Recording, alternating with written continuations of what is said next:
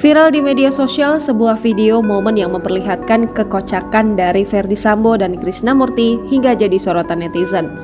Ferdy Sambo bahkan Krisnamurti disebut lagi unyu-unyunya atau imut-imutnya.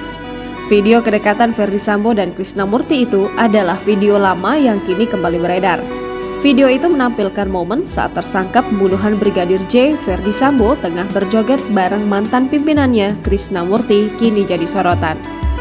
Pasalnya dalam video yang viral di media sosial menjadi sorotan lantaran Ferdy Sambo dan Krisnamurti terlihat akrab dan bahkan melakukan hal kocak dengan menari bersama. Dilansir dari akun Instagram Rupi Gosip mengunggah sebuah video yang memperlihatkan momen lawas dari kekocakan dari Ferdy Sambo dan Krisnamurti Sabtu 20 Agustus 2022.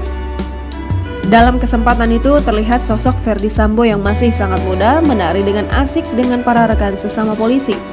Mereka terlihat menari dan menyanyikan lagu dari grup musik Armada yang berjudul Pergi Pagi Pulang Pagi yang tengah diputarkan.